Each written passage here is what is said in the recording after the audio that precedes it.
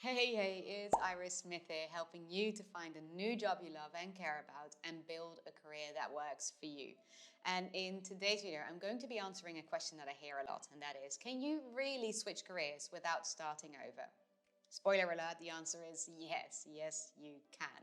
So if you're in your 30s or 40s and you're feeling apprehensive about starting all the way from bottom again when switching careers, stick around, this video is for you.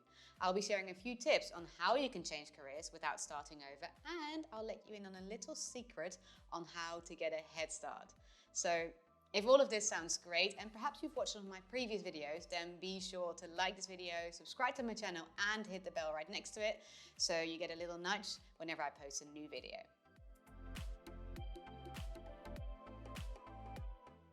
So roughly 2 years ago, I posted this video in which I'm sharing how to successfully change careers in your 30s or 40s. And by the way, if you haven't watched that yet, I recommend you go watch it after you finish watching this video.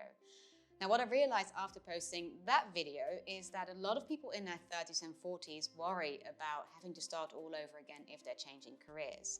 And as you're watching this video, I am guessing that you might feel the same. Now, what this often boils down to is that you're either worried about how you're going to make ends meet if you need to start all the way from the bottom again, and as a result, take a big pay cut, or you feel that you've given so much to get to where you are now, and you just can't bear the thought of giving all of that up, or of all of that going to waste. Now, look, I get it. Making a big change, like a career change, is daunting, and you can probably think of 1,000 reasons not to do it. But here's the thing.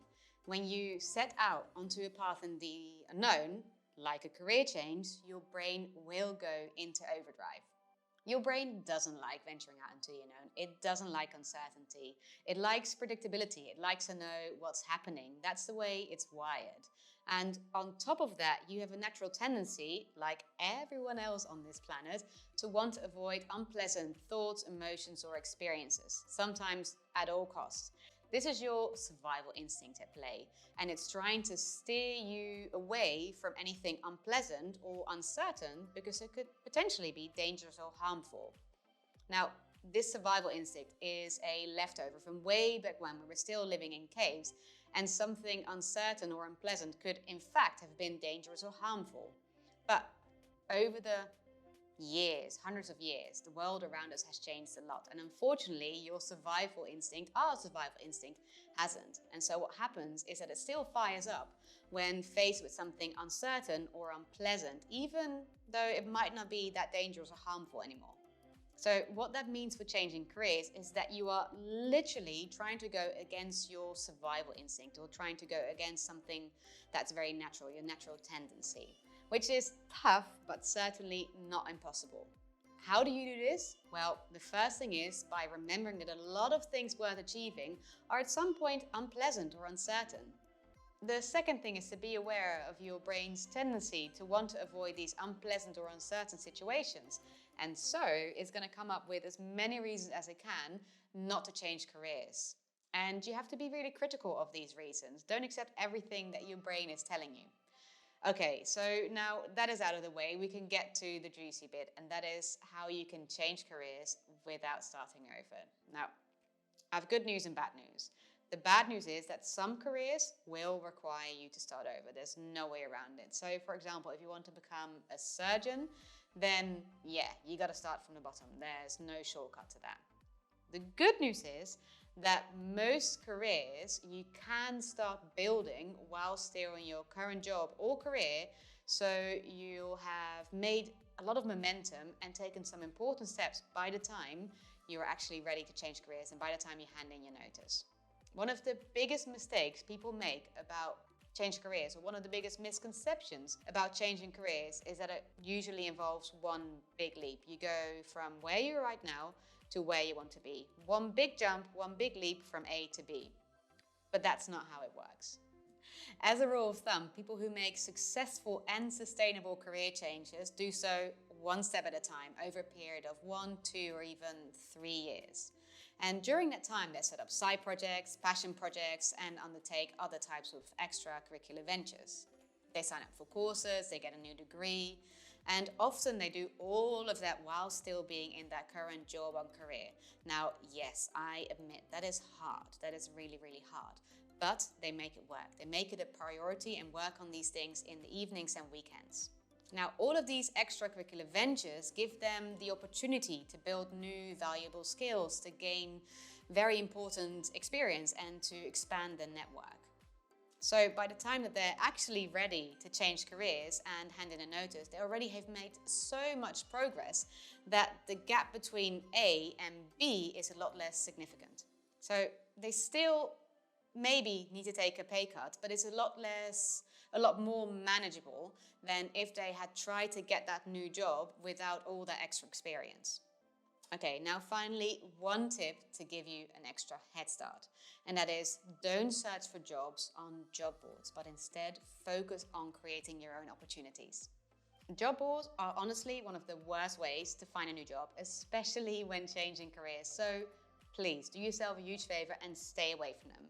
Instead, what I'd like you to do is to reach out to companies that you'd love to work for with specific project proposals. Let me explain.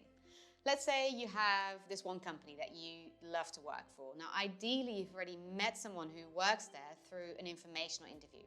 If you don't know what an informational interview is, go check out this video in which I talk about it in more detail. I explain what they are and how to set them up. I'll add the link to that video in the description below this video. Now, you've done your homework. You know what this company is about. You know their ambitions, their goals. You know what direction they're moving in. The next thing you should do is set some time apart to think of any ways that you can add value to this company. What projects can you do to help that company increase its revenue or overcome some challenges or issues that it has, some obstacles that it's facing, or help it grow in any other way? Put those thoughts on paper. This is your project proposal. Then you reach out to the person that you know who works there and you tell them you have an idea for X, Y, Z. And you ask them if you can talk to them about it or if they could connect you with a relevant person. You attach your project proposal and ta-da, you've immediately put yourself in the spotlight. The important thing here is to not ask for a job, but instead to offer them a solution. You give them something that's valuable to them. You give them something that I would be interested in, and then you tell them, hey, look, I can do this for you. You make their life easy. Now, obviously, I can't guarantee you that they'll bite, but what you are doing is creating your own opportunities, and this will really, really increase your chances of actually getting hired, of actually getting a job. Now, this approach does work better for startups or small to medium-sized companies, not for big corporates with established procedures. So I recommend to leave the big mighty ones for what they are.